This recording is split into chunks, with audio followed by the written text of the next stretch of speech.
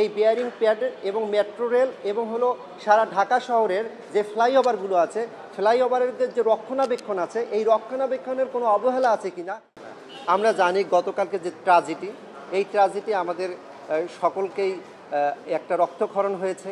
আমরা সেখান থেকেই পাবলিক ইন্টারেস্ট লিটিগেশন হিসেবে আমি এই রিট পিটিশনটা ফাইল করেছি। আজকে আমরা এই রিট পিটিশনটা ফাইল করেছি ম্যাডাম জাস্টিস ফাহমিদা কাদের এবং মিস্টার জাস্টিস মোহাম্মদ আসিফ হাসানের কোর্টে। আমরা এখানে রিট পিটিশনটার পারমিশন চেয়েছি, কোর্ট আমাদেরকে পারমিশন দিয়েছে। আগামীকালকে শুনানির জন্য তারিখ নির্ধারণের জন্য আমাদেরকে বলেছে মেনশন স্লিপ জমা দেওয়ার ক্ষেত্রে। তো আমরা রিটে যেটা চেয়েছি, আমাদের রুলে 3টা বিষয় আমরা চেয়েছি। একটা হচ্ছে এখানে যে বেয়ারিং প্যাডটা ছিল, এই বেয়ারিং প্যাডটার গুণগত মান নিশ্চিতকরণ হয়েছে কিনা সেটার উপরে আমরা রুল প্রেয়ার করেছি।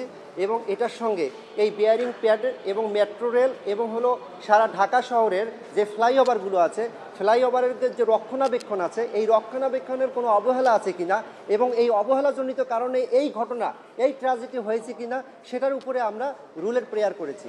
এবং পাশাপাশি এইখানে যে এই রক্ষণাবেক্ষণের যে জবাবদিহিতা, সেটার স্বচ্ছ প্রক্রিয়া আছে কিনা সেটার উপরেও আমরা রুলের প্রেয়ার করেছি। এবং আমরা দুটো ডাইরেকশন চেয়েছি।